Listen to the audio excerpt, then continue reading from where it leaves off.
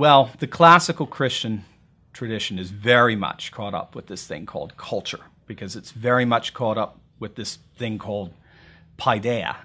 Paideia is a Greek term that had a twofold meaning in the Greco-Roman world. At first, it meant an educational project that sought to initiate a student into a culture, into a particular way of being human. But it eventually took on the meaning of the content of that culture. So it was basically the Greek counterpart to the Latin cultura. So paideia had this twofold meaning. It was both the content of culture and the initiation process by which a student was educated into that culture. The key text for a classical Christian culture is Ephesians 6:4, where Paul exhorts fathers to raise their children in the paideia to Kyriou, in the paideia of the Lord. And the interesting thing about this passage is Paul's not talking about a paideia of the Greeks or a paideia of the Romans. He talks about a paideia of the Lord. This is a paideia that is not found in this world. It's a paideia that's literally breaking in another world.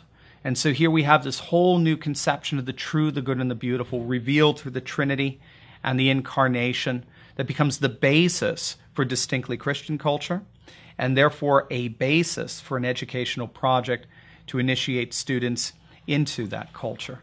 And so classical Christian education, it emphasizes the formation of a sacred space through which students are initiated into a distinctly Christian culture. So we tend to emphasize that special places require special rules, just like the way you decorate the home during Christmas. And yet these rules don't stifle freedom.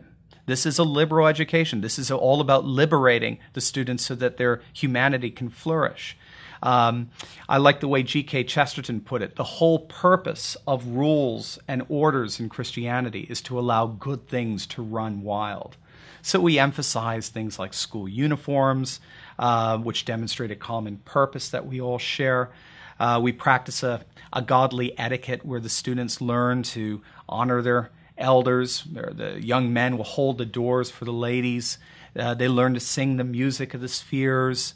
They learn about an art that redeems the senses and prepares their bodies for the resurrection, all this beautiful stuff. So classical education seeks to foster a sacred space for the contemplation of the true, the good, and the beautiful, so as to allow these students' faith to flourish.